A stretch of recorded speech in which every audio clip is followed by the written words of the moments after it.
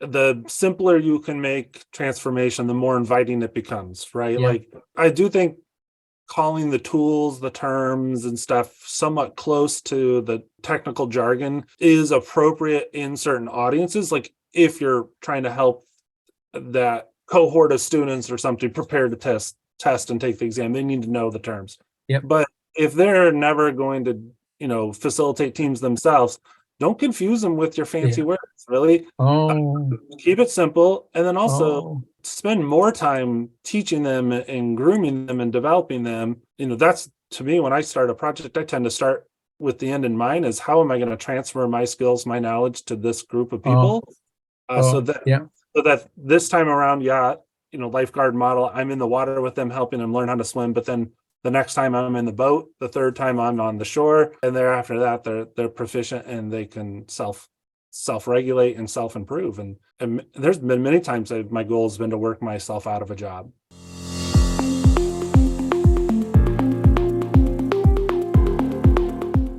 Good evening, ladies and gentlemen. My name is Heath Gascoigne, and I am the host of the Business Transformation Podcast.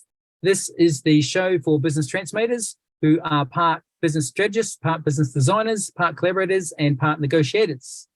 Business transformators have moved past just business design and include oversight of implementation of those business designs and business transformations, and includes stakeholder management, coordination, and negotiation.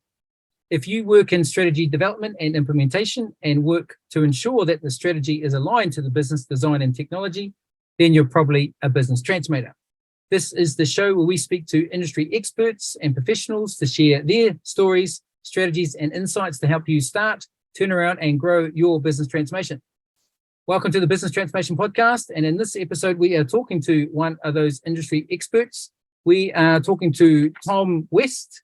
Tom is we have quite a special guest this evening, because Tom is also a podcast host himself.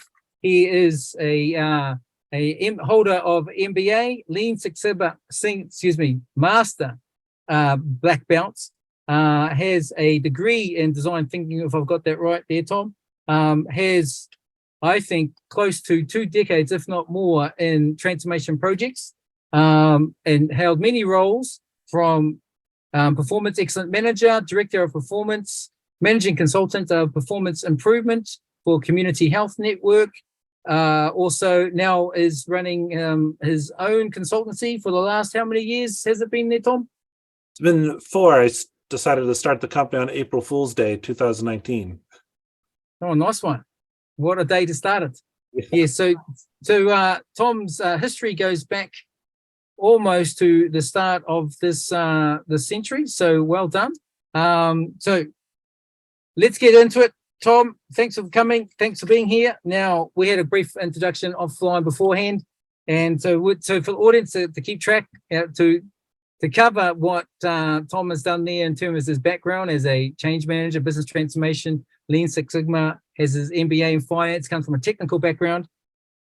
We're going to get into the detail so the audience can follow on. The 3 points we're going to cover is issues that you're finding, Tom, in the transformation industry that you have encountered yourself, the process that you follow, if you have a particular approach or process that you follow when you are engaged on your transformation projects. And the third point, if you could do it all again, what would you do differently? I can't wait to dig into all that. Excited to have the opportunity to share my story. And as we talked a little bit about me podcasting, I got to the point of 30 episodes and loved the dialogue, but as a solopreneur, wasn't able to kind of allocate the time needed to do it the way I wanted to, but it's something I aspire to get back to. And a conversation like this is just the thing to kind of help me appreciate the value of conversation, of a nerd fest, I would say, about things improvement. And that really is, as you talked about my background and stuff, I just refer to myself as an improvement nerd. I love transformation and just working alongside organizations and helping them go from feeling completely overwhelmed and not knowing where to start to getting those small wins, combining those and building them into tremendous momentum that really help them to be the best that they could be. So excited to be with you today and hopefully share some information that allows your audience to, take some of this away and bring it back to their organizations and make an impact. Oh, very good. Thank you. Yeah, I'm actually, for audience's purposes, I'm not talking up Tom as much as his CV reads. It is very impressive. People might look at my CV and say impressive, but Tom has done the roles that you've had, the qualifications that you have. My hats off to you, dude. Well done.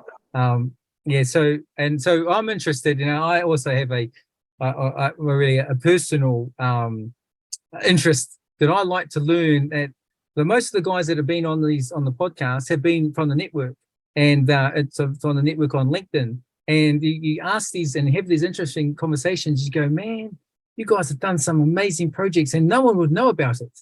And you had no platform to talk about it. But man, there's some gold nuggets in there. And I say, well, this is not like I've said this from the beginning. The guys that come on, it's like, hey, we don't.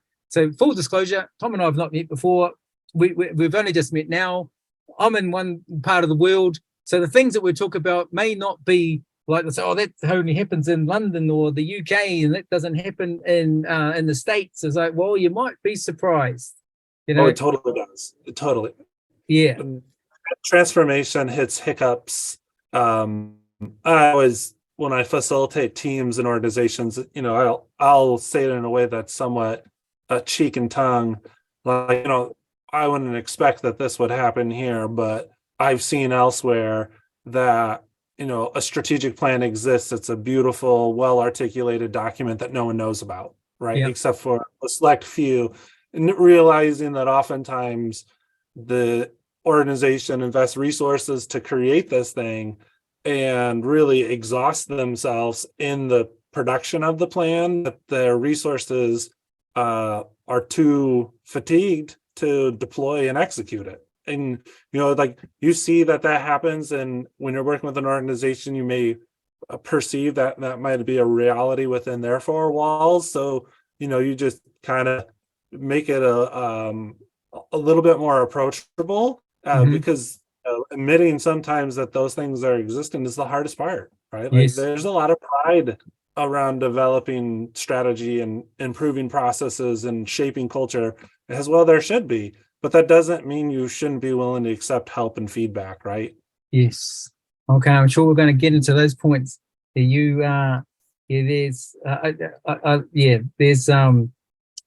it's like you share these, almost some people would think this is anecdotal, not hard evidence done from a 3 to 4 year survey or study, and therefore we will not believe it. This is unique, a one-off event, and it is happening to us for the very first time. So, well, no, actually, if you have a look, and if we had more conversations with a lot of people, would say, yeah, this is more than just a one-off event. These are, I don't know if we want to call them a theme, but these themes seem to reoccur. So I think you raised a good point there about, maybe it's as part leading into the first question about the issues. There's the soft, we touched on this briefly beforehand. You are technically trained. You are technically trained in terms of operational excellence and lean and master black belt, and also finance major MBA. So your analytical financial hard skills is heightened, and now you were so maybe overdeveloped. Well, I guess maybe I would say overdeveloped, which at the time, then because I had strengthened those analytical muscles so much that the dominant led to a weakening of the other muscles, which would be the emotional and intuitive side of decision making. So I say it almost in a joke, but like, after I read a book about leading from the heart, and there's wonderful stories out there to read if you're one of those people who are trying to balance making decisions through the analytical mind but also the emotional mind. That one book that did it for me was Switch by Chip and Dan Heath, and it's how to make change when change is hard. And as soon as I read that book, I wanted to write my university and request a refund. Like, wait, like, you didn't tell me this was part of the equation. And I I kind of embarrassed myself because I never led in this way. I led the way you told me to. Now, Train. Yeah. maybe they told me a little bit about emotional intelligence and vulnerable leadership, but I probably didn't understand it. Yep. So I just really honed into numbers, and that's how I led teams, was from that analytical mind. And they were successful in meeting their targets, whatever the KPIs were or whatever the business case and ROI was. They were able to generate value, but were the team impassioned and excited by the work? And Yeah. when I wasn't there helping to be the coordinator or a project manager over it, did they feel ownership of it to sustain it? I would say probably never. And that's where I realized that my work was not to go around and tell people what to do, but really help start with why and ask Yeah. them Oh, okay. Yeah. what were the things in their processes that were preventing them from doing their best work, and really serve them as a partner to help them address those issues. So through their work, they can do the good that they showed up to do that day, and help them make an impact, and realizing that through that, of course, the business benefits, but really that person benefits, right? They Yeah. feel purpose again, and they feel excited, and that tr- creates energy instead of consumes it. You see a lot of burnout in the workforce right now because the work and that person's skill and passions aren't fully aligned, and they're just Yeah. they are capable to do so much more but feel like they can't, and that feels frustrating to them, and over time that frustration really can wear on them and burn them out. And to Yeah. me, that's something that I try through my improvement efforts, really focus on, is you individual, you, my project team member, you are my project. I'm here, your coach, your mentor, your cheerleader. Your success is what I need to create, because it's only through you that this change is going to take effect. Yeah. Okay. So a couple of really good points there. I'll play them back. I'm writing some notes there where you're saying. So so you're talking. Yeah, and we'll bring it back to the analytical, structured, hard skills part, and now it looks like it's a paradigm shift through maybe experience, or I think a key part that you've not said, but to the audience who may not have picked it up, like self-awareness, Oh, your self-awareness to identify that. It's like there's some people would they get it's like technical architects or technical guys are criticized for this. They've got a hammer and it's technology, and they run around the building and going, I'm going to solve this problem, and it's all going to be solved by technology. But I said, well, it's because you're holding the hammer of the technology, buddy. Put the hammer down for a minute. yeah. Really well said. I was that guy, right? And I Yeah. wish it was my own self-discovery that led to the aha to say you've got to diversify how you lead teams. Yeah. But it came through peers who had my growth and development in mind, and gave me the feedback that although the projects were reaching their targets, the teams weren't as motivated or unleashed as they could have been had I been more human. Yeah. Okay. Yeah. So I have really tried to, in my approach, blend the human case and the business case together to Okay. help That's a good. It's a human and the business case together. So you're saying you would have got the result. Well, you did get the result, but the journey wasn't enjoyable. I would say it was probably more miserable, right? Like Yeah. the team, Yeah. they're not full-time resources, right? Like your project members, they've got other jobs, and when you're requesting to work on tasks and attend meetings and stuff, like they are doing that and everything else that's already being expected of them, and you need to honor their time and Yes. make it worthwhile, and really honor who they are and what skills they bring to the table, and allow them to use them. And for the longest time, I didn't understand that that's how I should be leading, and I did it wrong for a period of time, and thankfully someone helped me become more in tune to a better way to do it. And I've since then been on a journey of always bettering how I lead teams, because teams are way different from the time I started my career.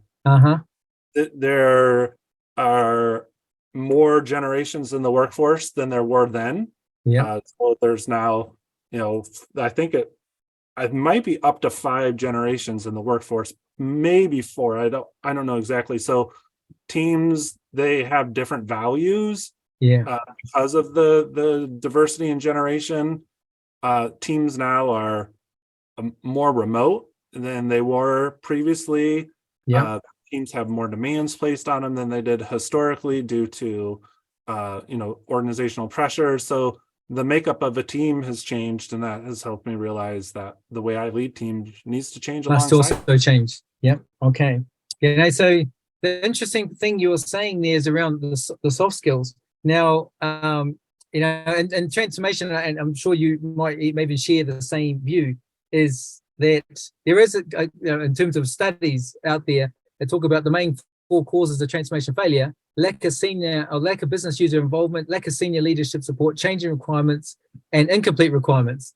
And I've got guys who go on our course, read the book, and they'll say, applying the framework, and they'll really focus on the structural part or the technical elements, how we're set up. And they go, guys, the 4 reasons of causes of project manager failure has nothing to do with technology nor process. It's people. Yeah, it's in the statistics I saw. Same thing, not flexible or adaptive to reality. So you're almost too married to the technical side of we've got a plan and we got to stick to it because we spent so much time developing the plan. I tend to see that cited as some projects fail. And so I've heard similar to the same 4. The statistic from the Project Management Institute was that due to those reasons, projects do fail at an alarming rate. And at the time I looked at the statistic, it was like 67% of projects fail. That's when I was early in my career. I looked at that same statistic about midway through my career after practicing for about 10 years, thinking, we've become so much smarter as a group of transformers. We've got more skills and more passion, and organizations are more hungry than they ever had been before. Surely that 67% failure rate has improved, right? No, it stayed the same in over that 10-year gap. So from 2011 to when I started practicing to the last time I pulled the report, and I think it was around 2019, because I was writing a curriculum or updating a curriculum, and I had the slide that had the data from 2011. I'm like, I should look at this, see if it changed. Change it. And it didn't. So what's it? No one's learning. Well, no one's. I say they're still failing to focus on the human side of change. That's the same root cause reasons of why projects fail are the same as they were back then, and projects aren't becoming any more successful because I don't know if the transformers, the people who are leading the people through the change, are taking it serious enough that they need to strengthen their soft skills. It's not how good are you at coordinating resources, managing budgets, or developing timelines.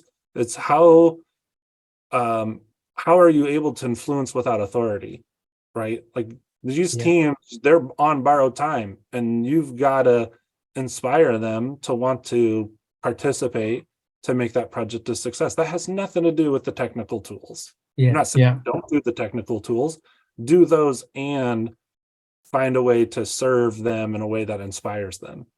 You said a thing earlier about the why, starting with the why, and then understanding what's happening in their world today. So, and I would say, and you probably even had the same acronym, the WIIFM, what's in it for me, the radio station that everyone is all tuned into. And so that's a good point there about that you really are listening to the staff. And I think for the audience who are thinking about a transformation or in it, and you've raised a good point there that people are doing 2 jobs. They are doing their BAU job, and then you've seconded them, or maybe it's not even official. They're doing it on the side of their desk, some project work, and here comes the consultant that you have asked or brought in to help manage the project, and they're like, where do you want me to focus right now? Actually, I'm not understanding the language that he's saying because he's spent a lot of time and money on this approach, and he's, as you're saying, not adaptable nor flexible. I get guys coming along and say, Heath, I'm trying to apply your book by the letter. No, that's not how you apply a framework. You've got to be, to your words, adaptable and flexible, and understanding your audience. I I think there's two things in there, right? Is the simpler you can make transformation, the more inviting it becomes, right? Yeah. Like, I do think calling the tools, the terms and stuff somewhat close to the technical jargon is appropriate in certain audiences. Like if you're trying to help that cohort of students or something prepare to test and take the exam, they need to know the terms. Yep. But if they're never going to, facilitate teams themselves, don't confuse them with your fancy words, really. Keep it simple. And then also the KISS, yep. Spend more time teaching them and grooming them and developing them. That's, to me, when I start a project, I tend to start with the end in mind, is how am I going to transfer my skills, my knowledge to this group of people? So that this time around, lifeguard model, I'm in the water with them, helping them learn how to swim. But then the next time I'm in the boat, the third time I'm on the shore, and thereafter that they're proficient and they can self-regulate and self-improve. And there's been many times that my goal has been to work myself out of a job. Yeah, we're singing from the same hymn sheet there. It is definitely, I believe, the role of the consultant. It is to get themselves out of that job. I've seen it where, let's say our colleagues, our peers, they work themselves into the job and never leave and say, well, that's not the job. The job didn't say full-time employee. And the part of you being able to leave is that you imparted your knowledge. You imparted, Yeah, you left the place better than you found it, right? Yes. Yeah. That's tell you, hard Tom, to you're measure dropping all the quotes here, mate. Okay. Yeah, it's hard to quantify, but man, when you can walk away from a project and say that is what was the thing that had happened. Yeah. People who really were at wit's end and not finding joy in their work, and after you partnered with them, you see them arrive at their roles in a more engaged manner, and the doors open for them, right? They demonstrate that they are willing and wanting to contribute to the organization's success, and that leads to them being tapped as a leader, and formally or informally. I think that that's that soft skills. I want to we'll get it really into it. The and empower. What you've done is you empowered them, right? You have transferred your skills, your knowledge, and they've now empowered to do it themselves. Now there's one project I did, and I'm probably getting in trouble for saying that, but I'm going to say it. The Ministry of Justice. So these guys here had done it for a year and a half with a Big Four, and they got nowhere, so they canned it and they brought me in. I said, here's the approach. And even the sponsor said, look, he didn't want to follow my approach. And I said, well, okay, fine, I'll do it exactly the same way you want me to do it, the last two guys did it. And he goes, no, I don't want you to do that. I said, well, if I did it the way you're proposing, it's going to get the same result. And he says, okay, fine, do it your way. And so he goes, but I disagree with it, but do it your way anyway. And so I said, okay, fine. And so basically, it's to your points, it was basically empowered the staff. And there's 53 sites around the country. So the goal was that some future target operating model, and where they'd gone wrong before is they had already a supplier before into the building doing requirements gathering, not even agreeing what the problems were already. The staff are arguing with each other in front of the supplier who's supposed to be trying to work out what the requirements are, to understand the problem. They can't even agree on that. And so I said, okay, so I facilitated the training of the staff to go around the country, and they facilitated the workshops. And when the staff saw, hey, this is our guys leading this. This is us talking to us. And then at the end of it, 9 months later, half the time, skeleton staff that did the target operating model and the roadmap for implementation, and they already recouped 20 million of long-term outstanding fines they'd written off because they couldn't work out where they'd gone because of processes and efficiencies. And so at the end of it, got it signed off at the board. The sponsor says, Heath, he stops the meeting. There's a minute taker in the Ministry of Justice. He gets a minute taker, goes, I want you to record this as special mention, please, Heath. Not only you did what you asked, you gave us a target operating model, the roadmap, we recouped the 20 million, thank you very much, but you did the unthinkable.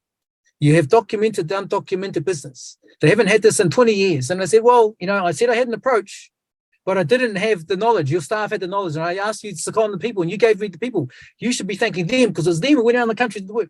And so when I left, I sent the final email to everyone. Good luck, congratulations.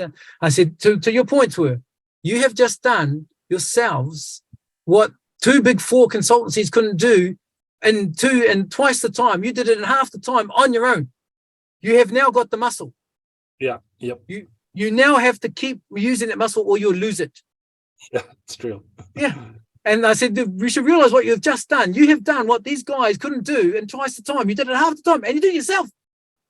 Amazing. They've got to keep using it. Yeah, I think you using the word empowerment, it's important to clarify that that's not aimless, right? You don't say go and just improve without an intent or target in mind. You encourage them to inform themselves of what good looks like and really clarify what winning every day looks like and on what measures matter most to them, to their customers, and give them to them so that they could see them day in and day out and understand how those things act and behave. So empowerment is visibility and awareness to be able to detect that a problem exists. Empowerment is understanding of what good looks like and also contributing to that definition. Empowerment is the skill building and the flexibility in your work to get to practice these new concepts and go from them just being a box of tools to something that you become comfortable with, and they become skills, and eventually they become a frame of mind. So from a competency, mindset, right, to a competency, right? So empowerment, could be perceived as, wandering or well, if we just turn everyone loose, the things are going to be so much worse than they are. Well, no. It's done in a coordinated fashion so that they work in a concerted effort. And, they're not trying to improve by leaps and bounds, but they're making small wins every single day that add up.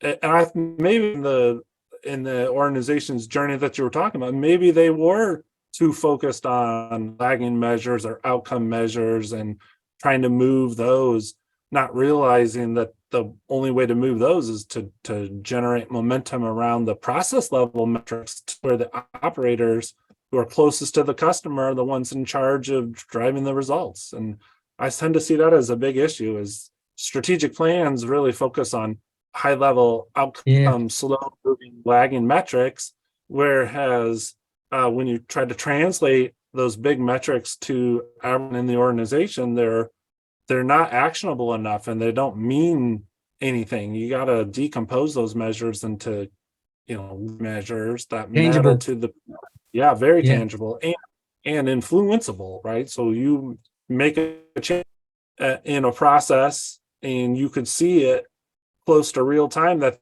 resulted in improvement. And people get excited once they see those numbers start to move in their favor. And that becomes the momentum.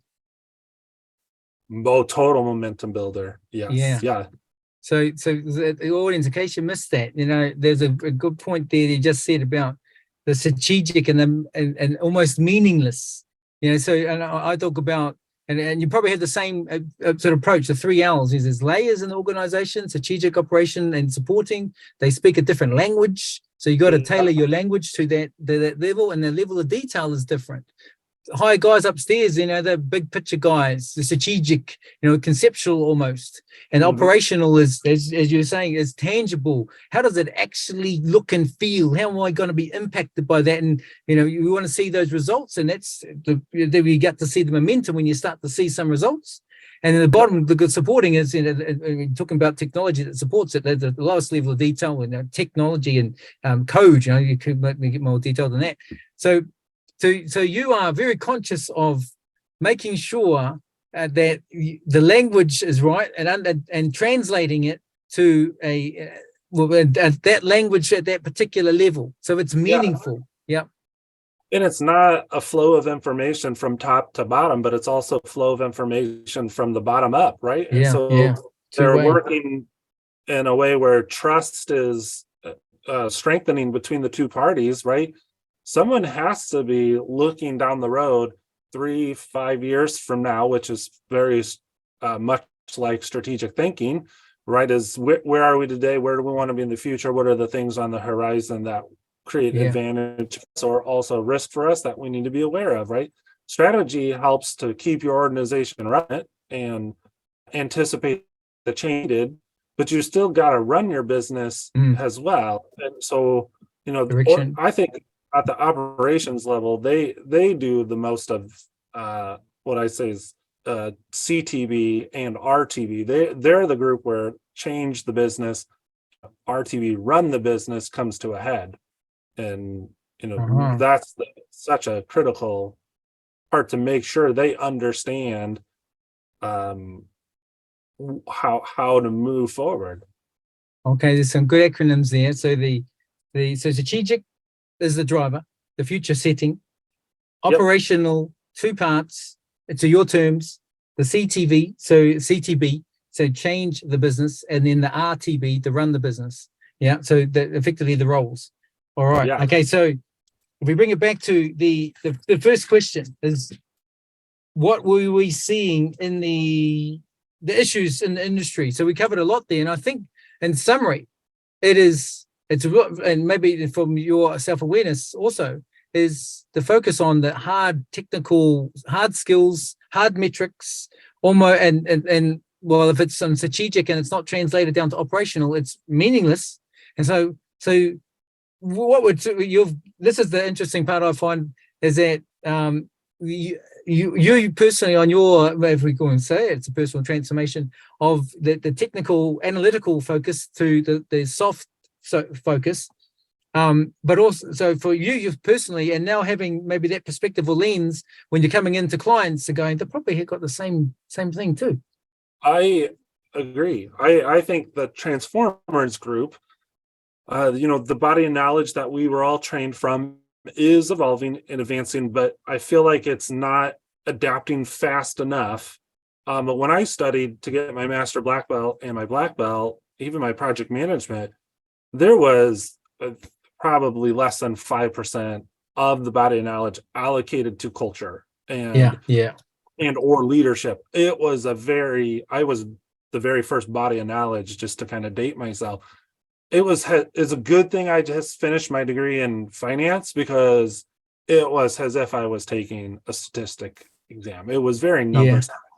So I think, we need that trend to accelerate so that transformers are being taught a better balance of hard and soft skills. And also business leaders, right? So many of the organization decision makers, they came from the same background I did. They came out of a business university. They have a technical background. So even they, in the way they make decisions, they have been conditioned to do it according to the business case. And a lot of the issues I see within organizations is decisions are made absence of the human case, and trying to, so, you have the transformers who don't appreciate the need for the human case. You have the business who doesn't appreciate the need for the human case. And somewhere in the middle, the customer and the operator, the people who show up to serve the customer, are completely left out of the thought process. Ignored. Okay. We got to knock that off. Okay. So you've some really great points there. I think you're some of the, I can't begin to summarize everything. But the point there about the university, the teaching, I think that leadership and culture is the elements that maybe have not been the center or focus, or let's say maybe because of the technical hard analytical was the focus then. Maybe it's like evolution, and now we know more or know better. But the universities haven't caught up, and the academia haven't caught up. They're still teaching the structural hard skills, whereas to look at the leadership and culture, the things you don't see. I wrote a blog post about that once, about the culture pyramid. The thing is like a iceberg. The things you don't see is killing your transformation. I that was definitely one of the it tends to be one of the major issues that I run into is they bring me in because of my skill set around the tools, the methodology, and the approach. And they think that I'm going to come in and just introduce those practices. Yeah. They realize that those practices need the environment to succeed in. You're not going to, lean in itself is not a toolbox, it's a philosophy, right? It's respect for people is the foundation of it. And a lot of times organizations, they don't even know that at least when they partner with me, they seem surprised that that's one of the first things I recommend we start with is teaching people to speak up, to have a voice, to share their ideas, and to equip themselves with the skills they need to act on those ideas. And, you got to go. I'm reading the book right now. I love it. It's by Covey, and it's called Trust and Inspire Leadership. And he says in that book, with people, you have to keep in mind that fast is slow and slow is fast, right? So if an organization expects you as the consultant to come in and just hit the ground running, and they're wanting to see immediate results, they don't fully appreciate that. If you go too fast, you're going to leave the entire culture in the dust, and it's just you telling them what to do. And after the consultant leaves, it's all going to go back to the way it was. Consultants know that the first thing to do is to go slow and to really include the people who do the work in the effort to change the work. Okay, so that's a lesson there about what the industry is not doing right now. To go slow, to go fast. Then you also, it's interesting you said that maybe because your maybe your repertoire of technical skills almost not say precede you, but they think, okay, well, so we're going to come and implement this, and it's all good. And once these tools and techniques implemented, we're going to be hunky dory. But the reality is, I here in the UK have seen it. You in the States have also seen it. So, like, the lesson here, audience, is that you're going to experience this people soft cultural issues. That you have to really help leaders, because it's hard to show with my hand. Maybe I'll try. I can see myself in the camera. So you have adoption, right, is your Y to the sky, and your X across the bottom is your change acceptance, right? So your senior leaders, they're the very first group that have these conversations and make the decision to even bring a consultant in. So they're, coming up, and they're like, they're over time, they've become more bought in. Well, they don't realize that the next group, they take from their acceptance, they have to drop it down. And now the next group is got to go through the same acceptance and buy-in, and it takes them time too. And then another group has to go through that same journey, and that takes time. So the senior leaders who bought in have to be patient and appreciate that all the other segments of the workforce need that same opportunity to accept that change is needed and take ownership of what that change looks like, right? So I think that really helps. You just have to kind of help senior leaders know that overnight sensations don't exist in transformation, right? Like it's called a journey for a reason. If you're a business owner, leader, or manager looking to transform your organization and about to spend 6, 7, or 8 figures on your project, then listen to this all the way through. So my name is Heath Gascoigne, and I'm the author of the Business Transformation Playbook. I've used the 6-step agile framework HOBA, House of Business Architecture, with private clients including the UK government, FTSE 100 companies, and startups. I'm the guy that clients call to turn around their failing transformations. Join me, I'm running a 30-minute masterclass where I show you exactly what you need to do to transform your organisation on budget and on time. Click the link below this video to register. Look forward to seeing you there.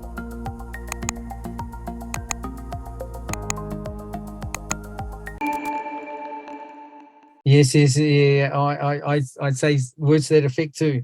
There's a process to it, right? It's not an event. You just gotta trust the process. I say that so many times that people are sick of hearing it. It literally is. Trust the process. There's a process for a reason. If you think transformation is a one-off event, I'm gonna say it now. Good luck to you. Yeah, because it's going to bite you in the bum. And it's like I said to the sponsor of that Ministry of Justice, I said, you want me to do the same approach that you just spent 18 months doing and got nowhere, and you want me to do it again. I said, just to be clear, you just wasted 18 months and a couple of £1 million. Yeah. And you want me to repeat the same process. Do you think by repeating that same process is going to get a different result? I think that's a definition of insanity. It is totally the Einstein. Yeah. And so the lesson there for our listeners is, hey, structural tools are one thing, but if you haven't got the fundamentals from the people side, and those 2 points that you talked about, the leadership and culture, probably, I don't know if it's underrated, the underrated elements of transformation. I think people's capacity to lead change creates change readiness. It's a capability that is strategic in nature, and so many strategic plans don't include that as part of their targets, right? I think whatever future they're trying to realize, they have to appreciate that it's their people who are going to get them there. So if those people's engagement, development, enrichment isn't part of the plan too, that's the human case, right? Most strategies have a business case, but the human case is that's the capability of our people and their abilities to get us there that needs to be part of this picture as well. So I think what you've done there, you've simplified the strategy into two cases. If you talk about a business case, you're going to say the 5 business cases, economic management, etc. But the business case, the business case and the people case. And if you don't have, and to the point there, the people case, factored in building a internal capability or competency, you're setting yourself up for failure. That competency has to be part of the strategy.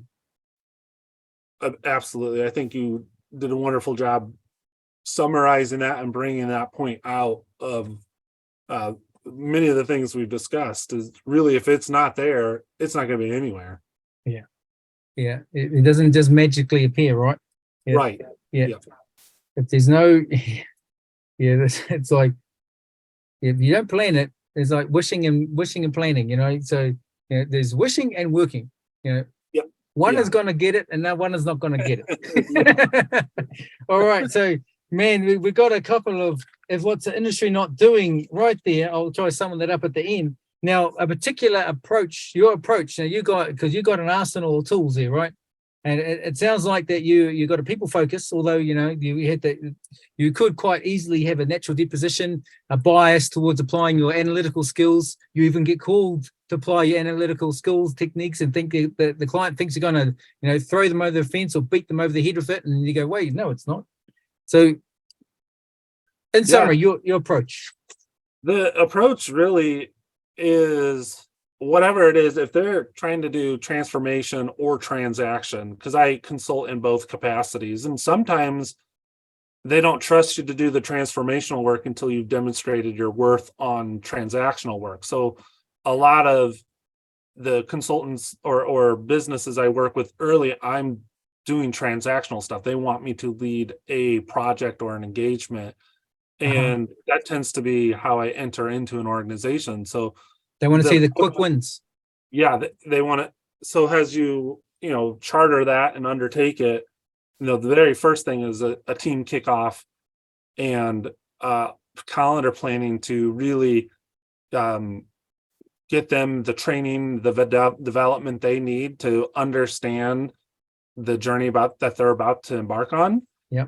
So, and then aside to their training, as they're learning new concepts and stuff, I shadow them. Like I become almost like a new hire.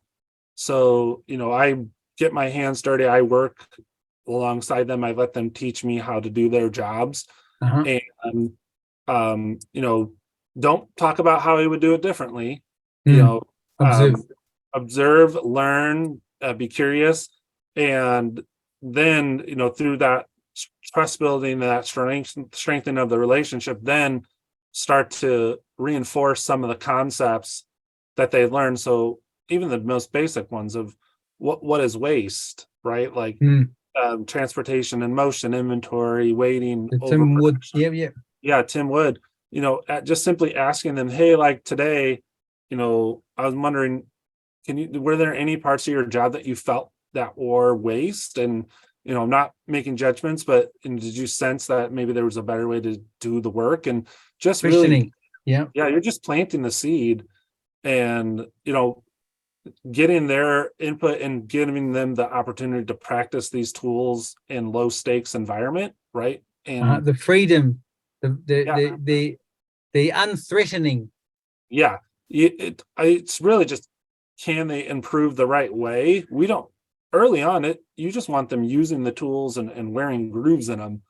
And if you skip past that sandbox of playing with these tools in a way where the work is non-consequential, it's low risk and low reward, of course. But if they don't get to practice those things there, they don't have the muscles or the confidence to practice the same tools when you go after the more complex stuff, such as redesigning the entire value stream, or implementing a work cell, right? Like, or moving a single piece flow.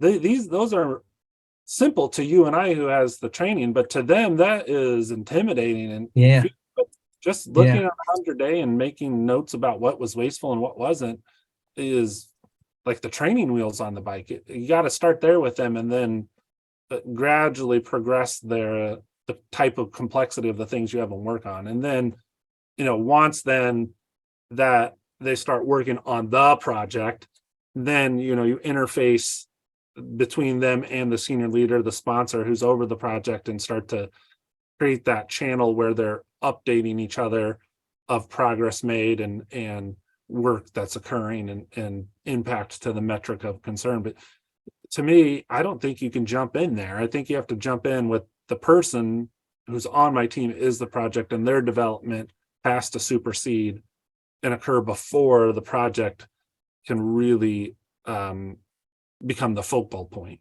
Okay, in case the audience missed that, what Tom just said is that the person on the team is the project. So so some people in project world, project land, that's a foreign concept. That your focus there is on the membership of the project team, to make sure that they are themselves through then maybe that initial, you said the team kickoff, they get the training sorted, so they become, and then creating that environment, the unthreatening environment, sandbox where they can test with low consequences. So but what was that? That was focusing on the team itself, building they've got to trust me, they've got to trust themselves, they've got to trust each other, and they've got to trust the leader, right? Like all creating trust across all those dimensions is important, right? So as you're teaching them and you're training them and you're mentoring them and you're letting them try a skill for the very first time, and you're not criticizing whether or not they succeed or if they fail, but you're really doing it in a way that's all about their learning, they learn to trust themselves. That, like, a lot of people perceive that I'm going to screw this up, I'm going to get it wrong, so they don't even start because they're going to fail, and they don't trust themselves to do it right. And they, through this, I'm trying to say, like, no, Lean Six Sigma transformation, it's all just a giant experiment. You're going to fail more times than you're going to succeed, right? We got to learn to quickly detect when we are failing and why we're failing, and how do we get back on track. Okay, so Lean Six Sigma, ladies and gentlemen, for that is in one big giant experiment. It is.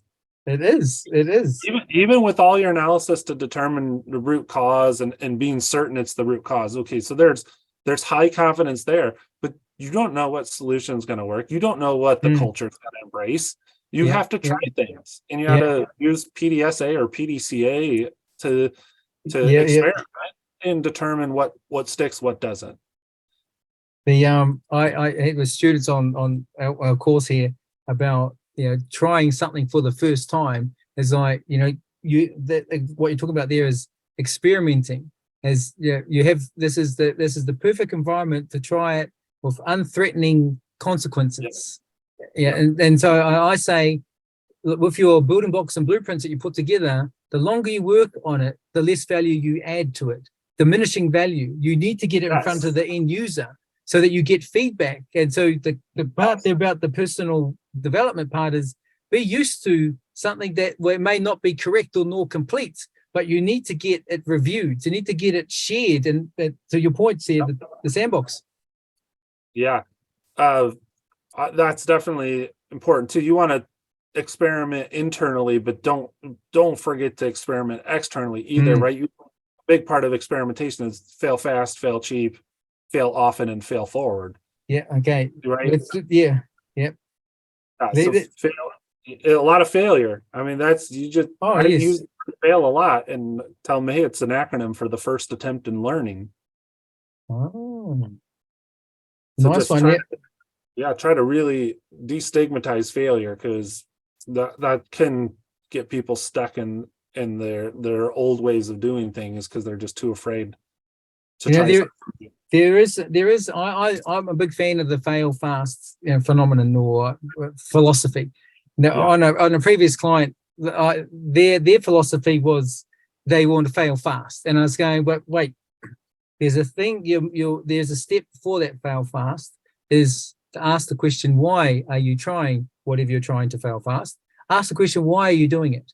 And because what I think you're doing, because their response to, I said, what's the main approach here? And they go, oh, we're failing fast. I said, do you know how quickly you say that comes off your tongue? It comes off like 100 miles an hour. It's like a knee-jerk reaction. I say, well, how are you doing? We're failing fast. I was like, guys, are you even thinking about what you're failing fast at? Because you're just, there's a shitload of failed projects here. And they go, but we're trying everything. I said, but why? Yeah. I said, don't be just, go for your fail fast, but think about why are you doing it in the first place? Yeah. Fail fast, fail cheap, fail often, fail forward is not spaghetti to the wall. Yeah. It's making decisions about the things you want to try that you hope succeed, but also accept that they are likely not to. But you believe in them so strongly, you're going to iterate on them to the point where they do work. Yes. Okay. So the audience, to that point there, fail fast, fail a lot, fail forward, fail cheap. But to the hope that they succeed, so likely they won't, but you'll learn from it. Yes. Yeah. Okay. You guys got that? Keep up, guys. You're getting a master class here in Lean, Six Sigma, more. This is probably to the point you talked about earlier. Your repertoire or the technical side precedes you, but then we talk about everything but. Oh yeah. I don't know if there's clear lines, or has there ever been clear lines between change management, Lean, Six Sigma, process management.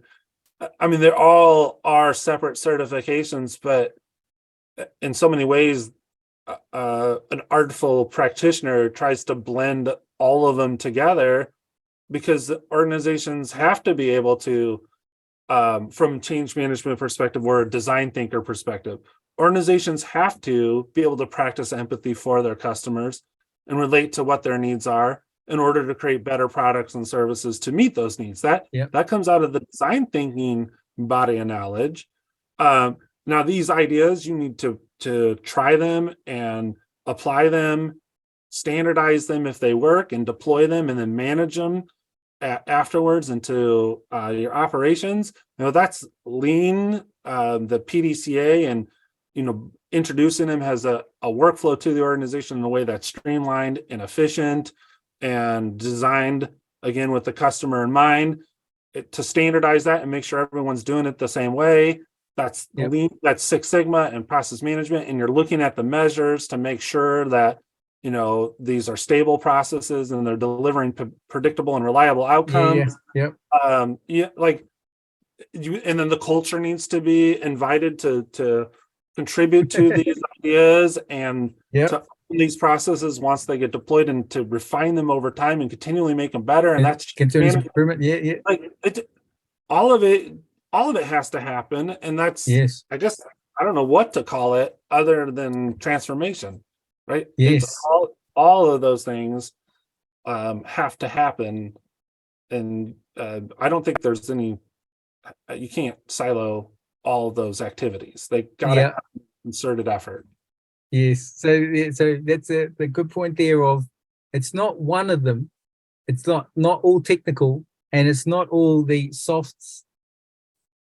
I don't know, we would say not the emotional, or soft and or emotional. It's the combination of the both. And then you use the word before, balance.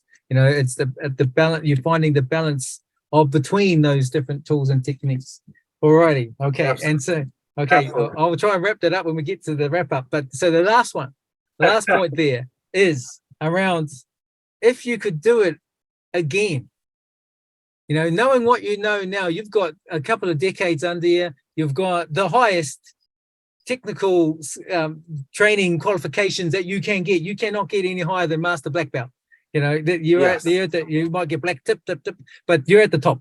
So, so if you could do it again, what would you do differently? Oh, yeah, I feel tired because I've done a lot of it, and just to think about doing it all over again, I'm like, do I have the energy?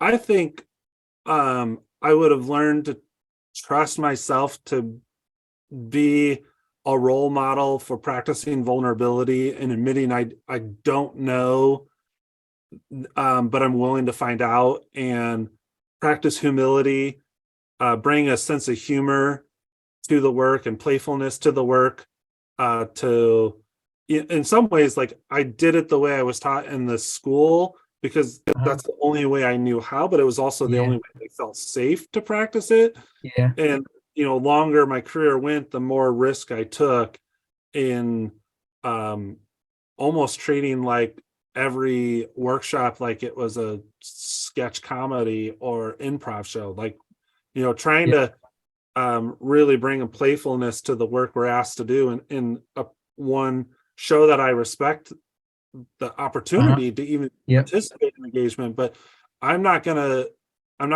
type of person who's going to be drug kicking and screaming and begrudgingly.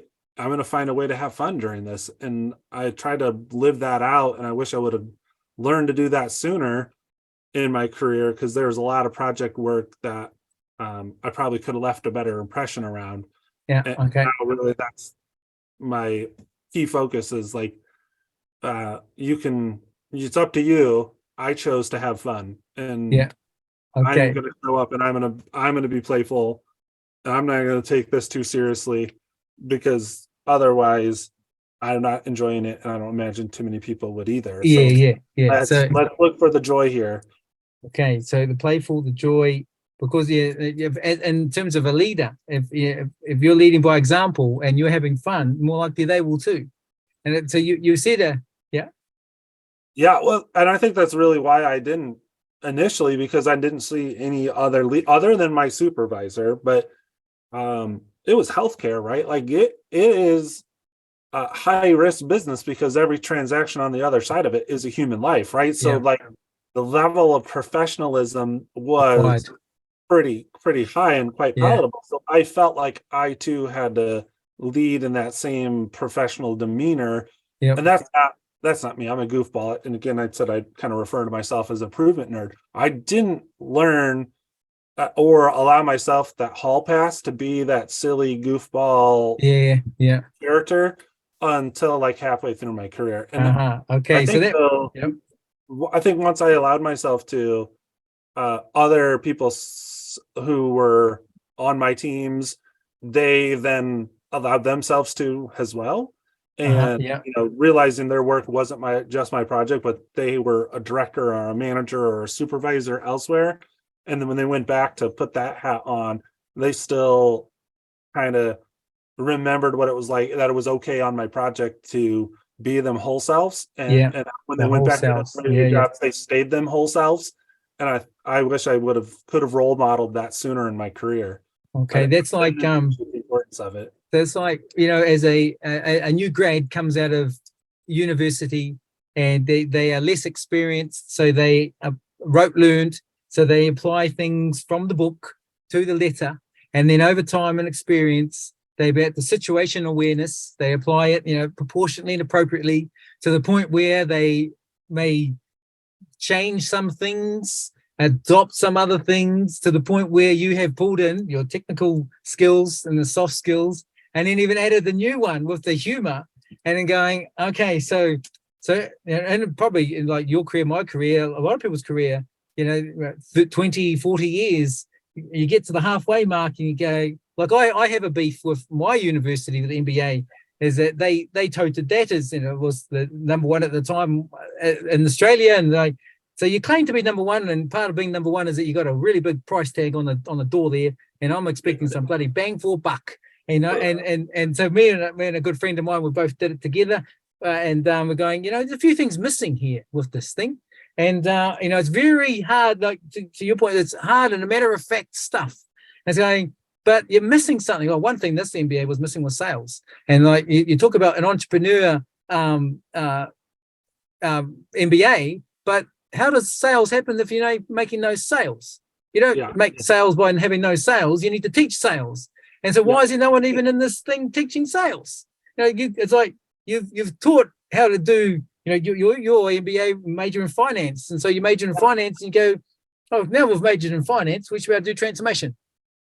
Yeah. Oh, I know how to keep books, right? But if you aren't inspiring sales, partnerships, and helping people understand the value they create, there's no dollars to account for. Like, why would you create a budget if you don't have a business model that's worth pursuing? That's inspirational and valued by your customers, right? So that's, you know, I don't want to pick on business schools. I think they're getting better.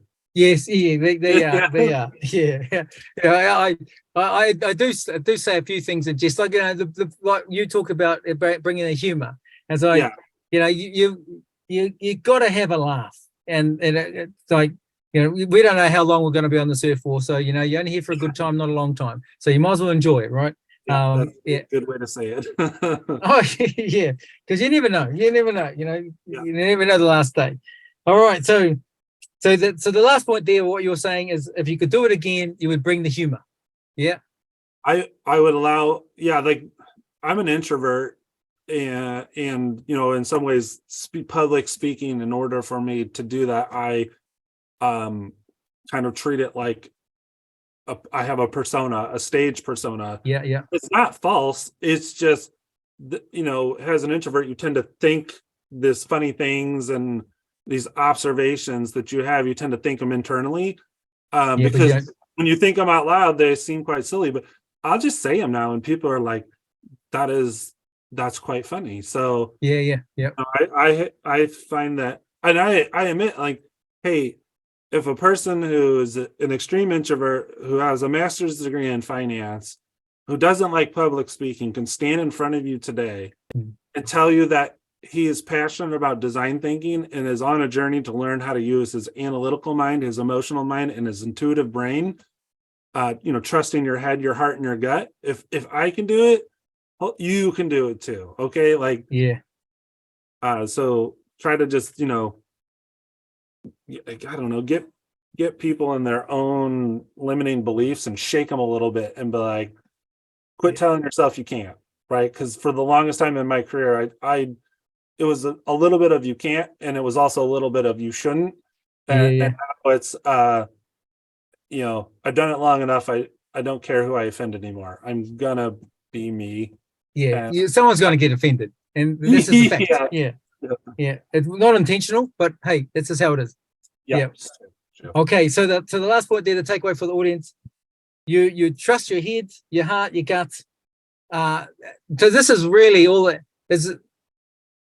So just to recap again for the audience, Tom has a long, very impressive operational excellence performance background, almost academic level qualifications, industry qualifications, and is technically, analytically trained.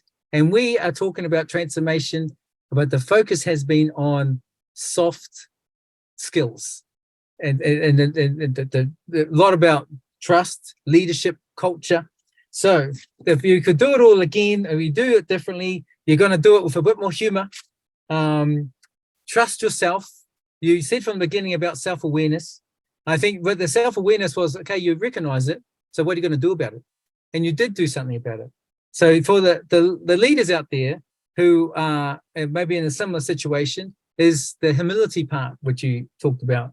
Is that, it may be one thing structurally, your business case has got the, or your strategy has the business case, but what about the people case?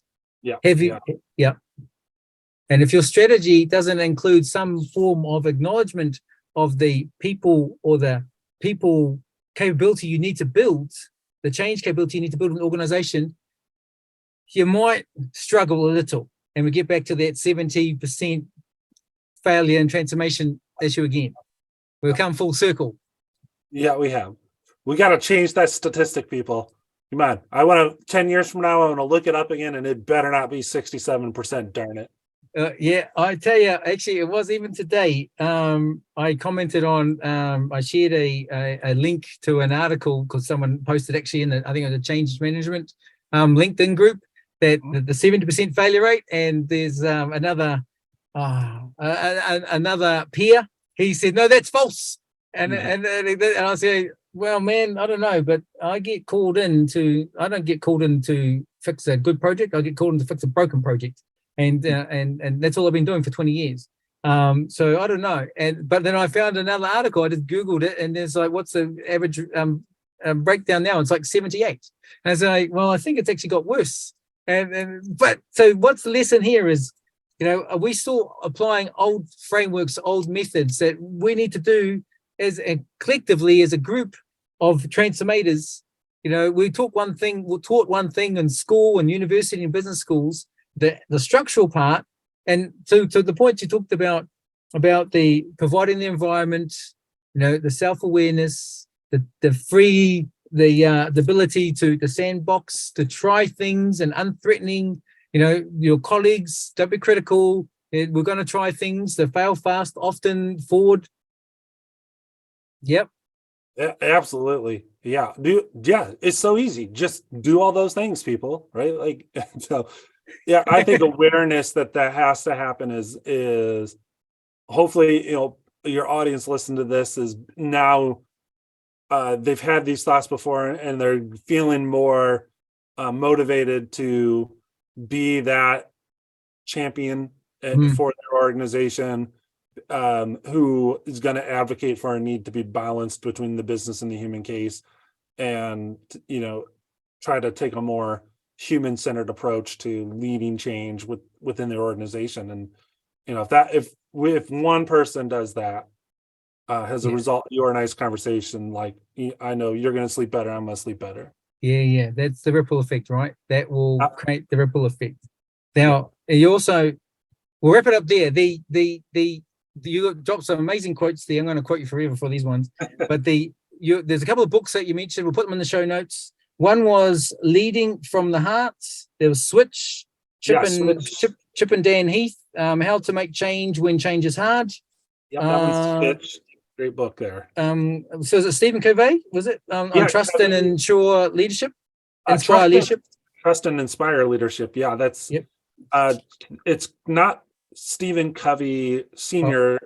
From Franklin Covey, who wrote The 7 Habits of Highly Effective People. A lot of people know that, but it's his son who wrote The Speed of Trust, which I've not read, but now I'm likely going to, because I've enjoyed Trust and Inspire Leadership so much. So he wrote that.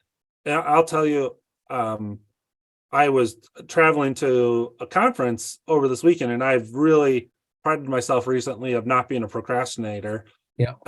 And like, I finished my slide deck well in advance, like 2 weeks before I was going to make my presentation. But then I read this book, and on the plane, I'm opening up my computer, and I'm like, what he's saying here is so relevant to what I'm going to be presenting on. And I want people to understand, like, because I went and I presented on design thinking, and I wanted them to appreciate that design is not a toolbox, it's a mindset. Yeah. And so I was like, as a designer, you become a better leader as well. So, his book, I think anyone who picks it up, they may find themselves like I was, just shaking my head, and I say, I can't wait to repeat this message because it's a message that needs to be repeated. And he really does. In the book, he says we got to challenge the old way of doing it. It doesn't work anymore. Oh, yes. Okay. So that book there is by Covey Jr., Speed of Trust. Covey.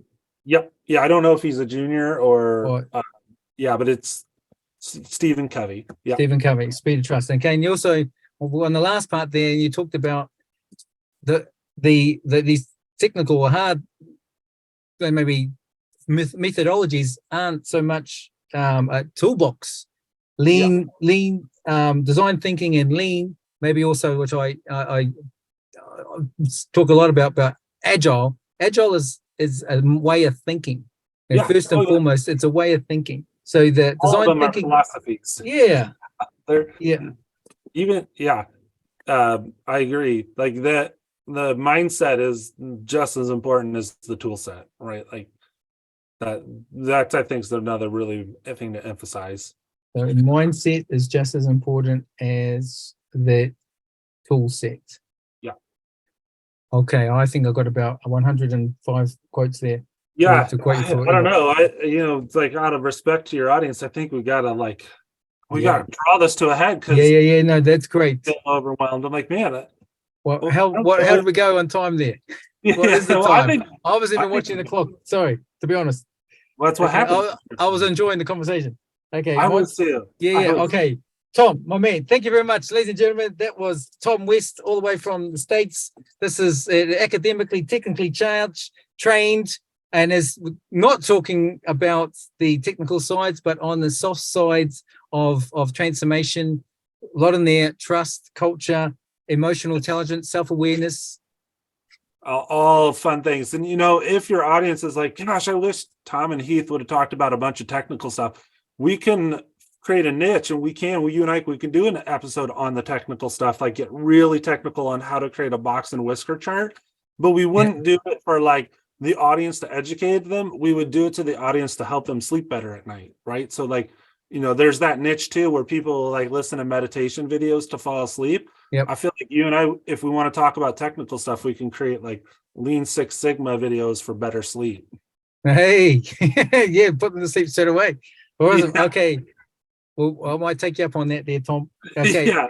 All right, ladies and gentlemen, thank you very much, Tom. Tom, this will go up hopefully maybe a week's time. We'll put the show notes. Ladies and gentlemen, if you want to get a hold of Tom, put your contact details on there, LinkedIn profile, company details. Also, the books that you mentioned, we'll put, and if there's any other links that you have that you want to share, Tom, just send them over and I'll add them into the show notes there. So guys, they will also appear on LinkedIn, on the YouTube. So if anyone's on the YouTube, they can go directly to there, find you. Be all good. Awesome. I look forward to it. My man, thank you very much. Enjoy your evening on Friday, the 5th of May. You. Okay. Yeah. Okay. Have a good one. You too. Thank you much, buddy. Cheers, buddy. Okay. Bye.